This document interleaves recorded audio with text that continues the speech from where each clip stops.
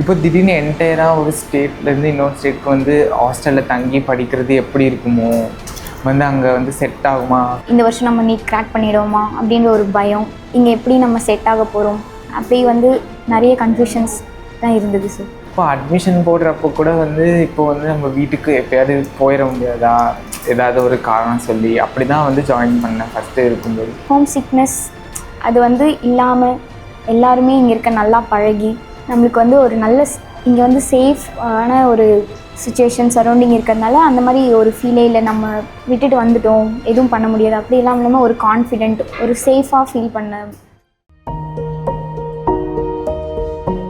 இங்கே வந்து ஜாயின் பண்ணதுக்கு அப்புறமேட்டு கொஞ்சம் டேஸ் போக போக போக இங்கே இருக்க ஸ்டடி டைமிங்ஸ், அப்புறமேட்டு இங்கே படிக்கிற ஒரு மெத்தடாலஜி எல்லாமே வந்து புதுசாக இருந்துச்சு. ஃபஸ்ட்டு 1 மந்தில் நான் ப்ரிப்பரேஷன் ஸ்டார்ட் பண்ணப்போ எனக்கு எந்த ஒரு ஐடியாவுமே இல்லை.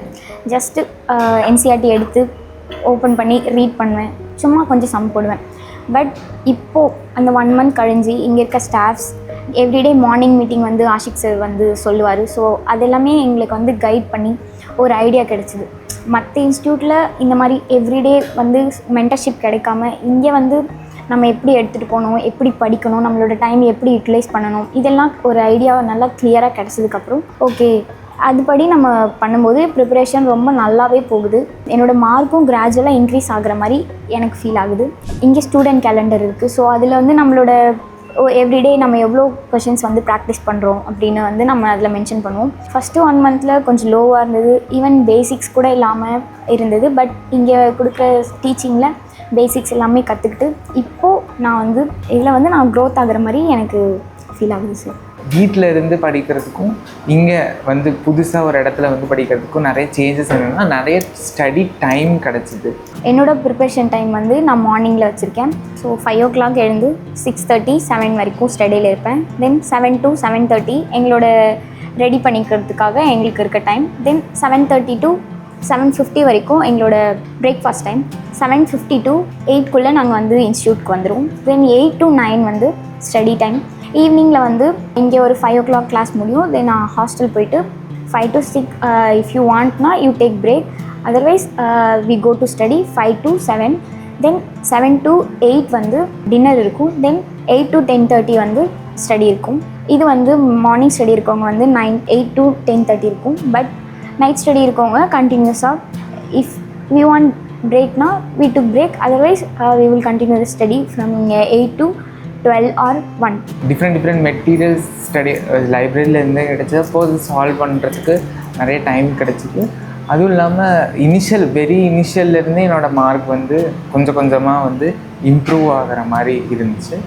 அது மட்டும் இல்லாமல் அங்கே ஃபேக்கல்ட்டிஸும் கூட வந்து எப்படி தமிழில் இருப்பாங்களா இல்லை மலையாளம் அந்த மாதிரி ஒரு கன்ஃபியூஷன் இருக்கும்போது அவங்க ஃபேக்கல்ட்டிஸும் வந்து தமிழ் ப்ளஸ் இங்கிலீஷில் வந்து நல்ல ஹை குவாலிட்டி உள்ள டீச்சர்ஸே வந்து எங்களுக்கு வந்து கொடுத்துருந்தாங்க. இப்போ வந்து எங்களுக்கு ரிவிஷன் ப்ரோக்ராம் போயிட்டுருக்கு.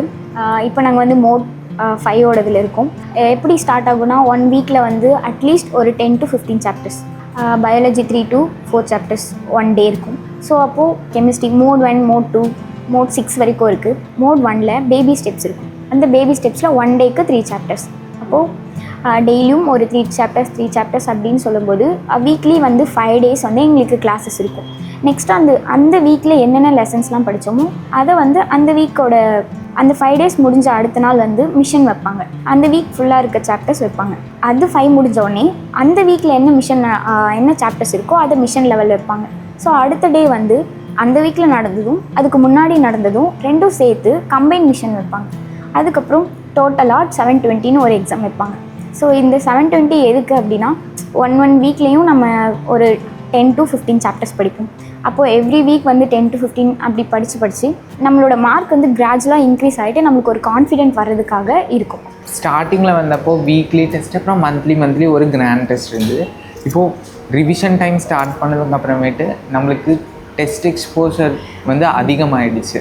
1 வீக்குக்கு நம்ம வந்து ஃபுல் டெஸ்ட்டே வந்து ஒரு 3 டெஸ்ட் எழுதுகிற மாதிரி இருக்குது. ஃபுல் 720 எக்ஸாம்ஸ் ப்ளஸ் அது இல்லாமல் வந்து மாடியூல் டெஸ்ட்டு வந்து தனித்தனியாக செப்பரேட்டாக சாப்டர் வைஸ் எழுதுகிற மாதிரி இருக்குது. அதுவும் இல்லாமல் நம்ம ப்ரீவியஸாக வந்து படித்த மாடியூலில் வந்து கம்பைண்டாக வந்து எல்லாமே சேர்த்து கம்பைன்டு மிஷின் நடக்குது. அப்போது இந்த மாதிரி நடக்கும்போது நம்ம வந்து சைட் பை சைடு வந்து ஒவ்வொரு சாப்டருக்கும் இம்பார்ட்டன்ஸ் கொடுக்க முடியுது. அதே டைமில் வந்து படித்ததும் மறக்காமல் இருக்கிறதுக்கு கம்பைண்டாக வைக்கும்போது நம்ம அதை ரிவைஸ் பண்ணிட்டு வர்றதுக்கும் டைம் வந்து கரெக்டாக இருக்க மாதிரி இந்த டெஸ்ட் சீரிஸ் வந்து பிளான் பண்ணியிருக்காங்க. அதுக்கேற்ற மாதிரி எங்களாலேயும் வந்து ரிவைஸ் பண்ண முடியுது பழைய டாபிக்ஸ் எல்லாமே.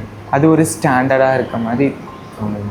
இங்கே வைக்கிற டெஸ்ட் சீரிஸ் வந்து டிஃப்ரெண்ட் கொஷின்ஸாக அதில் வந்து எங்களால் பார்க்க முடியுது.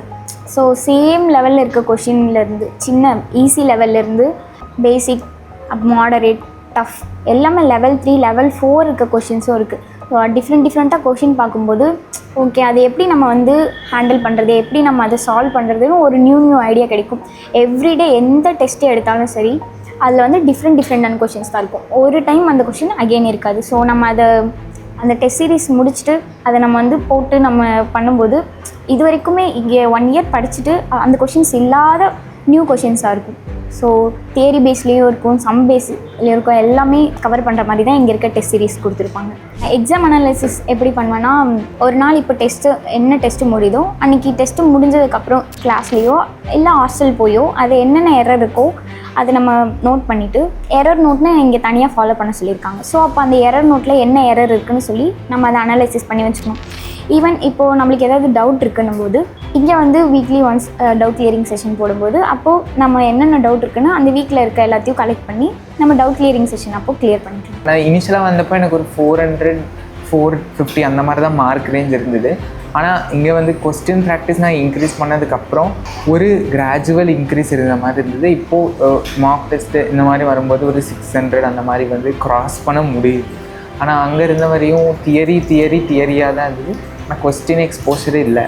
ஆனால் இங்கே வந்ததுக்கப்புறம் கொஸ்டின் எக்ஸ்போஷர் நிறையா வந்து மாடியூல் எக்ஸ்போஷர், அதே மாதிரி அந்த ஸ்டூடெண்ட் கேலண்டரில் ஒரு கிராஜுவலாக நம்மளோட கிராஃபை வந்து பார்க்க முடியும். இனிஷியலாக நீ எவ்வளோ பண்ணிகிட்டு இருக்கோம், இப்போ பண்ணுறது எவ்வளோ அப்படின்னு சொல்லிட்டு அதை வந்து கோஆர்டினேட்டரும் செக் பண்ணிவிட்டு நம்மளுக்கு வந்து அசைன் பண்ணுவாங்க, இந்த மாதிரி பண்ணக்கூடாது அப்படின்னு சொல்லிட்டு.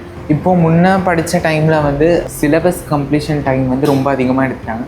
பட் ஆனால் இங்கே வந்து குயிக் அண்ட் ஃபாஸ்ட்டாக இருந்துச்சு. அதே மாதிரி நல்லா அதே டைமில் வந்து நம்மளுக்கு எல்லாமே கவர் பண்ணி எல்லாமே சீக்கிரமாக முடித்து ரிவிஷனுக்கு ரொம்ப வந்து இம்பார்ட்டன்ஸ் கொடுக்கறது வந்து நான் இங்கே பார்த்துருக்கேன். இத்தனை வருஷம் படித்த இந்த டைமில் ரிவிஷனுக்கு ரொம்ப இம்பார்ட்டன்ஸ் கொடுத்து இந்த டெஸ்ட் சீரிஸோ இல்லை வந்து அந்த ரிவிஷன் மாடியூல்ஸ் வந்து ஒரு வீக் முடிஞ்சதுக்கப்புறமேட்டு அதை கம்பைன் மிஷின், அதோட வந்து ஃபுல் மிஷின் லெவல், அப்புறம் ஃபுல்லாக வந்து 720 எக்ஸாம்ஸ் வந்து வெரி இனிஷியல்லேருந்தே நம்மளுக்கு வந்து கொடுக்குறது வந்து எனக்கு ஒரு பாசிட்டிவாக தெரிஞ்சது. வேறு ஸ்டேட் விட்டு வந்திருக்கோம் அப்படின்ற ஒரு ஃபீலும் தாண்டி இங்கே இருக்க எல்லாருமே வந்து கொஞ்சம் நல்லா மிங்கிள் ஆகி நம்மளுக்கு ஹோம் சிக்னஸ் அது வந்து இல்லாமல் எல்லாருமே இங்கே இருக்க நல்லா பழகி நம்மளுக்கு வந்து ஒரு நல்ல இங்கே வந்து சேஃபான ஒரு சுச்சுவேஷன் சரௌண்டிங் இருக்கிறதுனால அந்த மாதிரி ஒரு ஃபீலே இல்லை. நம்ம விட்டுட்டு வந்துட்டோம், எதுவும் பண்ண முடியாது அப்படி இல்லாமல் ஒரு கான்ஃபிடென்ட், ஒரு சேஃபாக ஃபீல் பண்ண. அப்போ பேரண்ட்ஸ் வந்து பக்கத்துலேயே இருப்பாங்க. இப்போது அந்த ஒரு பர்டிகுலர் எக்ஸாமில் வந்து ஒரு என்ட்ரன்ஸ் எக்ஸாமில் வந்து நம்ம ஃபெயில் ஆகிட்டோம், திரும்பி அதை படிக்கும்போது நம்ம அவங்க பக்கத்துலேயே இருக்கும்போது அதை திரும்பி அவங்களுக்கு ஏதோ ஒரு பேர்டனாக இருக்குமோ அப்படிங்கிற மாதிரி ஒரு ஃபீல் இருந்தது. பட் ஆனால் இங்கே வந்ததுக்கப்புறமேட்டு அதை பற்றி யோசிக்கிறத விட அந்த டைமை வந்து படிக்கிறதுக்கு ரொம்ப கான்சென்ட்ரேட் பண்ணி கொடுக்கலாம் அப்படின்னு இங்கே வந்ததுக்கப்புறமேட்டு தனியாக வந்ததுக்கப்புறமேட்டு எல்லாத்தையும் ஃபேஸ் பண்ணுறதுக்கு முடிஞ்சது என்னால். இப்போது அந்த ஒரு ஸ்ட்ரெஸ் ஃப்ரீ என்விரான்மெண்ட்லேருந்து இருக்குது இங்கே.